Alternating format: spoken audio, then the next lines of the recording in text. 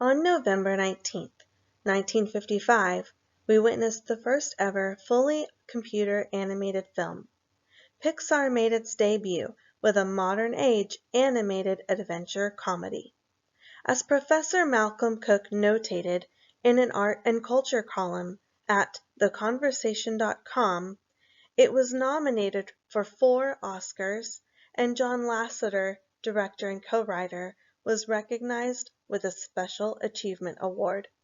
This film was called Toy Story, and as the title plainly suggests, the film is told from the toy's perspective. The relationship of Woody and Buzz brings about jealousy, competition, and for Woody, feelings of being left out and replaced. I think of the elderly in our society. I think of when a newborn is brought into the home of an already existing sibling. It's ironic that this theme so quickly appears in a movie replacing traditions in a world of animation. Throughout the film, teamwork is a strong theme, even in the room of Sid. As an audience, you are led to believe that these oddities are part of the horror which is Sid. Even Buzz says they're cannibals. Rather, we see the oddities gather together twice to offer help. I chose this scene as an example because it comes with 2 underlying lessons. First, not to judge a book by its cover, and second, beauty can exist in dark places. Of course, the most important theme and main point of the movie is friendship. When begging for help, Woody says, "Please, he's my friend." And of course, we can't forget the theme song, which is titled, "You've Got a Friend in Me." Speaking of this song, this brings us to the element of music and sound design. Artists utilize sounds and even silence throughout the movie, but for the sake of this project, I will focus on the songs. Strange Things is a song that plays as Woody is sleeping in the toy box. This seems to be the final transition of Woody being replaced by Buzz. The third song in the movie plays when Buzz is faced with a hard truth. A commercial reveals that he is only a toy. The song is "I Will Go Sailing No More."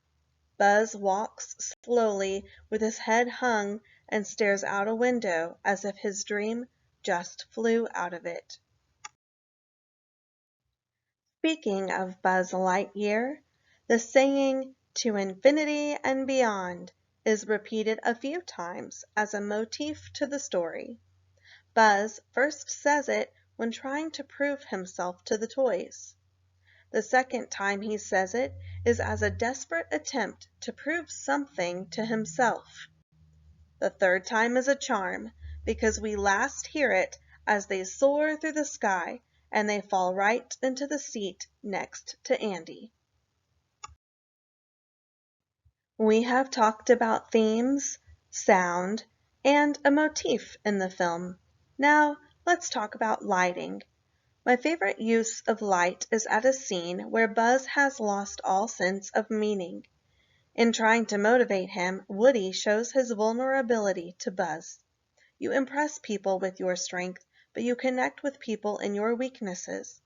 And it is in that moment the sun rises from a stormy night, and Buzz is in action. Also, in the lack of lighting, we learn something new about Buzz Lightyear. He glows in the dark. When light bounces off of a surface, our eyes interpret color. Color is an aspect of form. Something I noticed was the outdated green carpet in Sid's room and green wallpaper in the hallways of the house. I had just been discussing with a friend how dark green is often associated with villains. Screen Rant explains why the color green represents greed, sickness, envy, and ambition. The stark difference of Sid's room, which has the dark green, Hannah's room, which is all pink, and the sky blue and white clouds of Andy's room, all serve the purpose to reflect the characters' personalities. All of these elements and more come together to form the narrative. One of my favorite pieces of narrative is the plot twist, when Sid shows up at Pizza Planet and obtains Buzz and Woody from the Claw. A fading transition takes place as the camera focuses on Sid's shirt and the skull of death. As entertaining part of the narrative is the cause and effect of Woody trying to push Buzz behind the dresser, but in a turn of events, Buzz ends up pushed out of the window and into Sid's yard, which is a part of our rising action. I also like the realism elements of the narrative. There is a familiar setting of the gas station, but the realism element that I appreciate the most is Pizza Planet delivery truck.